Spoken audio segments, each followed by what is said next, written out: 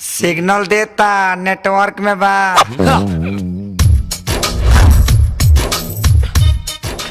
कहो अब तो तोहरा बुझाइए गइल होई कि तहरा अपहरण भइल बा।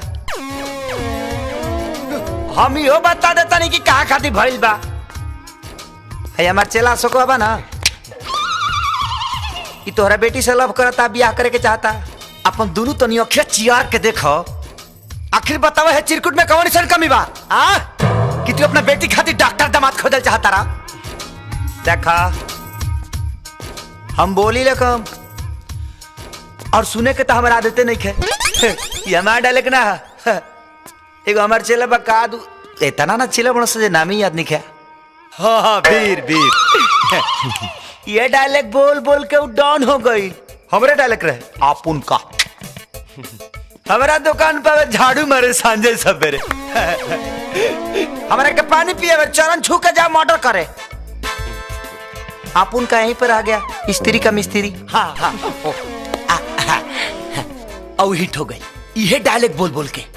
ऐसे कहा तनी नो बिलाम बिना देखे सुने बिना सोचे समझे हाँ बोल दो ना तो हमारे हाथ में। आई देख ला 6-7 गो मर्डर लिखल बा, वो अलग बात पे भइल नहीं खे। अब सोच ला कि बोली चढ़बो कि कोनिए दान करबो। हाँ देख तो स्थिति ए भाई ये तो हाँ ना कुछ बोलते नहीं थे। ये तो ऐसे आराम से बैठल बा जैसा कि पाखाना में। बाबू निकाल हथियार तनिए करे के कसाई खाना के झलक दिखावल जाओ। पिजाओ है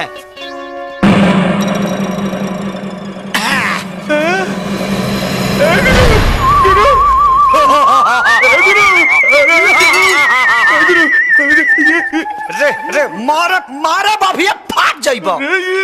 रे बौका रे यही मर्दाई पे ब्याह कर चल बड़ीस। आप उनका कमाल देखो। रोकी है मत हमारा के, रोकी है मत। ये हमारा के देखत बाबू 108 बेर हमरा गोर पर गिरी अनाक रगरी रगरी रगरी और चिल्ला चिल्ला कही हमारा बेटी से बियाह कर लो, हमारा बेटी से बियाह कर लो, बियाह कर लो। अब देख मेरा कमाल।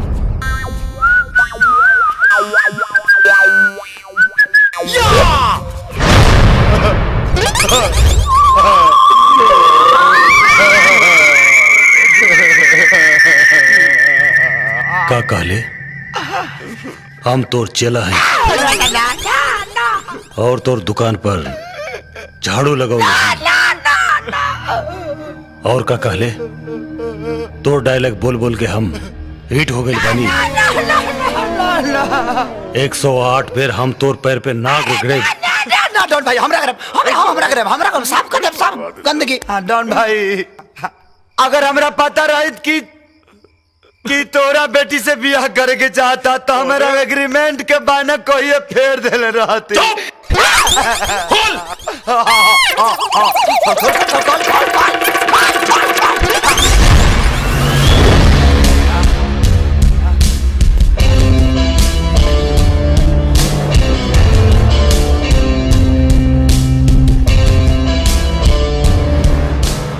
तू लोग के हिम्मत कैसे फैल रहे?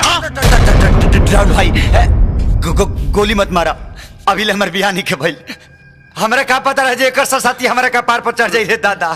डॉन भाई अगर आज तू हमारे के माफ कर दे बना तो तू जवन कहबा जैसे कहबा जहां कहबा कौनो काम कहबा हम करे के तैयार बनी। हाँ हाँ ए अशोक चल डॉन भाई माफ कर दे। प्रणाम।